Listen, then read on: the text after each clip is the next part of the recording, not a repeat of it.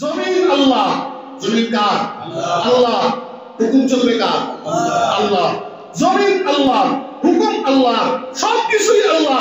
চন্দ্র আল্লাহ, সূর্য আল্লাহ, গাছপালা, তরু পাতা, নদ নদী, আমি তুমি সবাই আল্লাহ, হুকুম চলবে আল্লাহ। আর তুমি বাধা দিচ্ছ, তোমার কাছে খারাপ লাগে, দুনিয়ায় মানব রচিত আইন তোমার কাছে ভালো লাগে, দুনিয়াতে চেষ্টা করছো মৃত্যুর আগ পর্যন্ত অমুক দল তমুক দলকে ক্ষমতায় আনার জন্য, অমুক নেতা তমুক নেতার ভোট করছো, দুনিয়ার মধ্যে যেন ইসলামী হুকুম কায়েম না হয় তার জন্য তুমি চেষ্টা করছো, আর তোমাকে কবরে রাখা হচ্ছে আলা মিল্লাতি রাসূলিল্লাহ। এটা একটা হাস্যকর বিষয়। এদেরকে এদের নেতার নামে রাখা দরকার, কবরে নেতার নামে। আলা মিল্লাতি অমুক, আলা মিল্লাতি তমুক। বাস্তব কিনা বলেন? পুরো জিন্দেগিতে রাসূলের বিরুদ্ধে চলছো, রাসূলের দায় নাই, রাসূলের হুকুম নাই, রাসূলের সুন্নাত নাই, আর তোমাকে রাখা হচ্ছে আলা মিল্লাতি রাসূলিল্লাহ, আলা মিল্লাতি রাসূলিল্লাহ। তুমি বলো হাউজে কাউসারের পানি পান করার জন্য রাসূলের সামনে কি করে দাঁড়াইবা? বলো, রাসূলের সুপারিশের কি করে আশা করো? কি করে আশা করো? তাহলে এই কথা আমরা বুঝে ফেলেছি সবাই।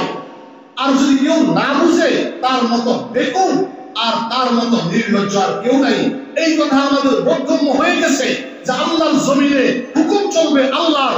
এত বছর পর্যন্ত আমরা দেখছি মানব রচিত আইন দ্বারা কোনো শান্তি হয় নাই, শুধু অশান্তি আর অশান্তি, শুধু নৈরাজ্য আর নৈরাজ্য, শুধু এই চুরি ডাকাতি বাটপারি, দুনিয়ার যত কিছু আছে সব চলছে, কিছুই বন্ধ করা সম্ভব হয় নাই।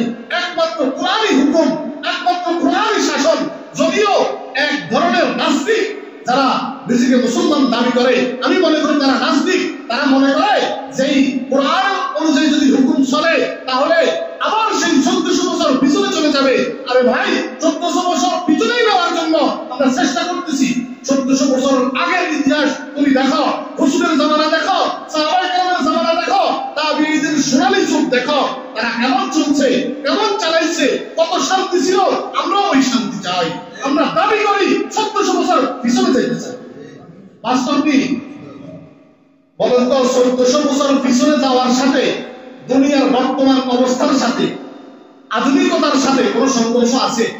নাই। বর্তমানে যেগুলো বৈধ বিষয় আপনি ব্যবহার